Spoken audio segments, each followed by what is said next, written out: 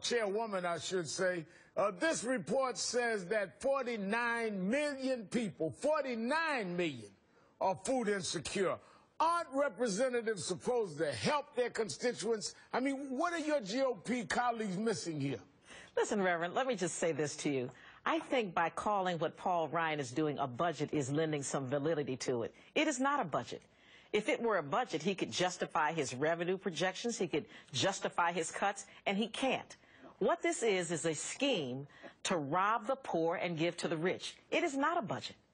It is not going anywhere, because anytime you cut $4.3 trillion out of a budget, or what he calls a budget, and $3 trillion of it hurts the poor, the working poor, the middle class, and senior citizens, then what do you expect for these people to do? You cannot base any kind of a budget on the backs of people who can least afford it. Now, you know, Sister Simone, new numbers show that there is an enormous and growing gap between CEOs and minimum wage workers or minimum wage earners. In 2013, CEOs made an average of $11.7 million.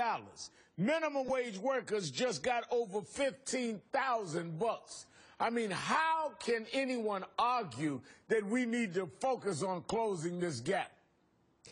Well, I'm really worried, Reverend, because many do argue that those at the top will eventually wake up and care for those at the bottom. But what our experience is that that is not true.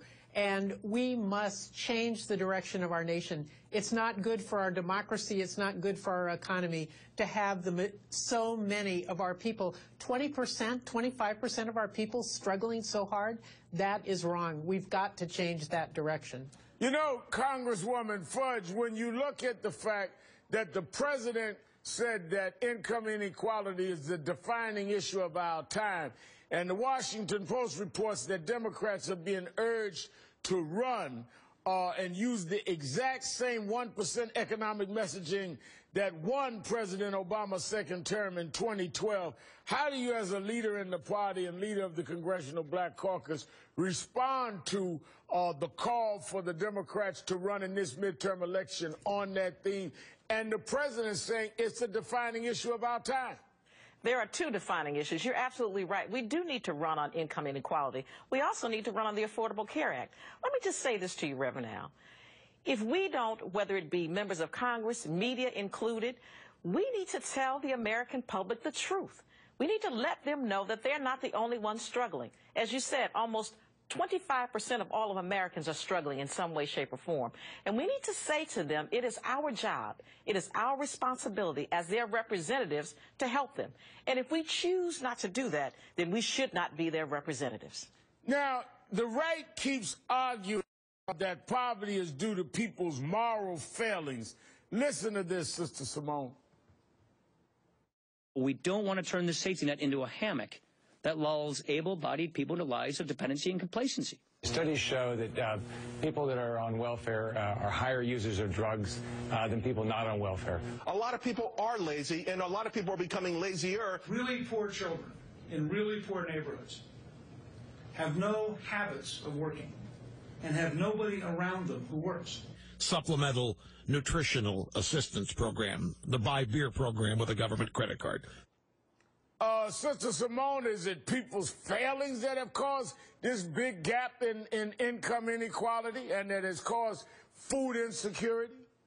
Oh, Reverend, what we just heard breaks my heart, because it is so far from the truth of the majority of hardworking people. The fact is, people work hard and rely on food stamps or SNAP program to be able to feed their families. When they work full time, they still live in poverty. That's wrong in our nation. Students who are losing hope because of the difficulty of finding jobs in this tough economy. What we need to do, what is best for America, is to raise wages, create jobs, and then we will move forward. Hard-working people are trying their best, but those who hold on to capital are not sharing the wealth, and there is the problem. Congresswoman, I know your district well. Go there often with our work.